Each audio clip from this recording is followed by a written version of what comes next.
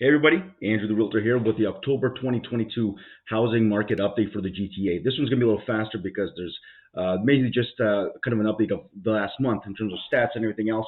As always, I mentioned this in the beginning, I always thank everybody for watching this and hope it's of value. I do one of these every month, and two reasons are: one is to keep all my regular former clients, current clients, and friends and associates kind of abreast of what's happening in the market. And the second is to get people thinking about if they're on the fence, if they're thinking of possibly entering the market, I want to give information which that kind of tells them to go either one way or the other. In this particular case, I'm going to show some opportunity that still exists and has existed for several months. I've been mentioning it. Not a lot of people are taking advantage, but I'll keep harping on it until some people do. So let's get right to it, and I always appreciate your time. Please do click subscribe, hit like on the YouTube thing because, I only do real estate content, and I do try to make it as good as possible. So here we go, right into the GTA housing stats. So let's go to the left first. Those are the year-over-year numbers, meaning that we're comparing last month's September numbers, the ones we just got a couple of days ago, to September of 2021. The biggest thing that you'll probably hear, price-wise, honestly, minus 4.3% on average is not a big deal. I, again, always mention average is something to be taken with a grain of salt because you're including everything into one number. People like to make it simple, but the reality is that different areas are different, and that's important to know. But here, the big number you'll probably hear on news, magazine articles, online clickbait stuff is the huge plummet in overall sales, 44%. And it's a big difference, absolutely. Of course, because we're comparing it to September of 2021, which was a crazy, insane, crazy month, a record month for that month. So record September compared to a slow September or an average September, which what it was last month. So keeping that in mind, obviously we had less sales. And the interesting thing to note that is that new listings were down also. And I think the psychological effect of interest rates and the negativity overall in the news media is having its effect, more so even than the actual market itself. So there were less listings in September than it was September of 2021. But again, in 2021, very busy month, very busy year. Things were moving very, very quickly and selling quickly. Hence, a days on market increase that you'll notice over here, which is enormous. 84.2%. So from 19 days on average for a property to be on the market last year, September, to over a month this year. And to be honest, so a lot of places, depending on what kind of property, if there's competition, there are listings sitting for 2, 3, 4 months. I've seen it, which again should tell you that if you're a buyer, you have an opportunity there. Back to this. Looking at active listings, this is important. This is one of those numbers you rarely hear. I rarely see this happening on news and such. They'll talk about the plummet in sales and talk about average price. They forget about, wait, how much stuff is actually out there? I mean, the GTA, right? Don't we always hear the realtors, us talking about supply issues? Well, you look at this here, and you got active listings. September of 2021, we're at 9,000, which is low for September. Nothing near the 20,000 balance market that is what we should have at some point in time in the year, but we haven't had it in a while. But yeah, we in September we ended with 13,500 active listings, which technically still puts us well into the seller's side of things, meaning it's a seller's market. But again, because of the way the market is, the psychology of people, buyers have some opportunity. Now, so the most important thing here is large difference in sales from last year. That's a given. Active listings much higher. And some interesting points here that I'm going to point to in terms of opportunity, and that is, look how far detached are down. Now, again, that's an average detached price. September last month, September 2022, down 10%, over 10% in price versus September of 2021. Now, that's just 1 month, and the month before that, the August numbers, for example, were not the same. But you know what? In context, very, very important. That's compared to 2021. So you're thinking detached homes down quite a bit from last year, 10% on average.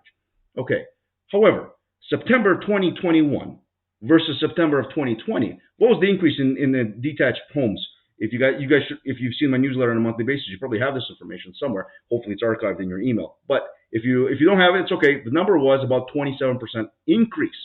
So 2020 to 2021 in 1 year, September to September, there was an increase of about 27% on average for detached properties. So now we're down 10%. So if you go from 2020 to 2022, last month, you're actually still up about 17% on average in the detached. Now, I stand to be corrected in case those numbers are 26% versus 27%. The point is, you're in the teens in increase in only 2 years. Not a bad investment, if you ask me.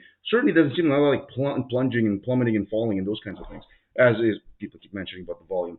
and the price. Let's go to the monthly. So September, this September versus August of this year, 2022. So homes sold less, and that's understandable because in August people try to get kind of stuff done and over with, and September things start slowly because of school starting. So August we're getting ready for school. School starts in the first week or so of September. Then you're kind of adapting to life with school and schedules and everything else.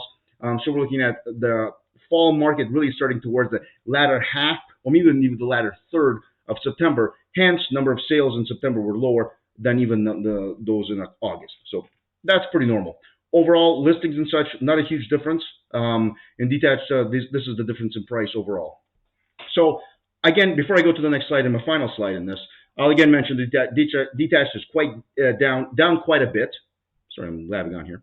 Detached is down quite a bit from last year, so that's at least we're noteworthy because we're living in it right now. Semis are down a little bit. Townhouses are down a bit. Condos continue to be up a little bit. Now I know that's area specific. I had some listings that took time to find buyers for, and that is because, well, it's the area dependent. But overall, condos are holding their strength and their value pretty well, which leads me to a couple of points after seeing this. So as always, feel free to pause this, take a look at these numbers. These are important numbers, especially the ones I've circled. So next thing is, I'll move myself over here. In fact, I'll minimize myself a little bit. Can I do it here? There we go. All right, sorry guys. So here's the summary, and this is important. And again, if I've taken up enough of your time, if you're still watching this, please just hear me out here, because I've been harboring this for a while. So overall sales in 2022 will be close to 2018. 2018 was the last year that was kind of a slower year, or slower than the past, the past couple of decades, one of the slower years. And one of the reasons was because the previous year, 2017, you may recall, was when after the first quarter, the market corrected tremendously into the second half. So 2017 was very busy the first half and not so busy the second half. And the year before that, 2016, had the most sales until 2021 last year. And so we had a busy 15, really busy 16, busy half of 17, and then there was kind of a fatigue towards the second half of 2017. 2018, we sold about 79,000 sales in the GTA and properties, properties specifically in the GTA. And this year, we'll probably end up somewhere near there, probably between 75 to 80,000 sales, which is still significant, in terms of the market, nothing too particularly crazy. So overall, this is kind of understandable considering what happened last year to what's happening this year. It's very similar to 16, 17 into a slower 2018. Now, opportunity. And here's the point of this. What's the point of this? If you're at all looking into the market, if you're one of those on the fence people, and I've been telling this, I've gotten the thing, Andrew, the market's going to go down because the interest rates are going to go up again in the end of October, end of this month. Quite possibly, another 0.5, whatever. But the reality, that's not what has changed things. It has some effect on it, but overall, there's a natural correction in the market. And that 0.5 is not going to make a huge difference. Look, they're already down from February to now, 20, 25% overall on average price.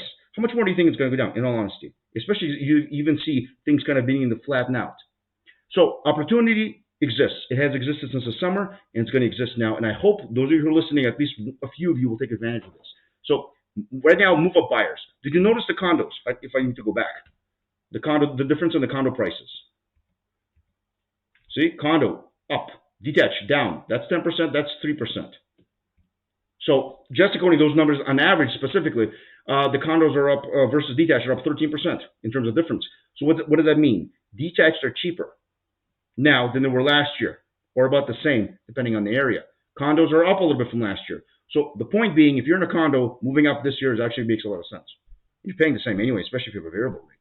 So opportunity for move-up buyers from condos upwards. The other opportunity exists for people who are already possibly outside of a condo and already moved up to a townhome, semi, or maybe a smaller detached.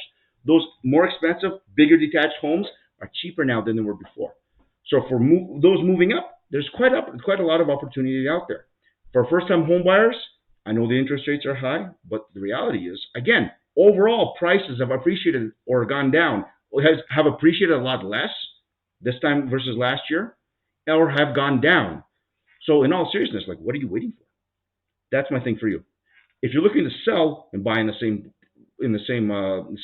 market, you're not going to be affected nearly as much. In fact, again, if you're moving up, it's a big deal. And if you're just cashing out in general, prices are still good, as I explained, the difference between this year and 2020, never mind 2021. So I hope that's of help with you guys. If you guys have questions, please let me know. Feel free to comment in the YouTube thing. I'll happy to answer whatever questions you guys may have.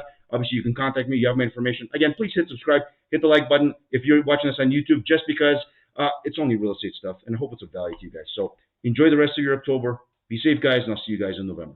Take care.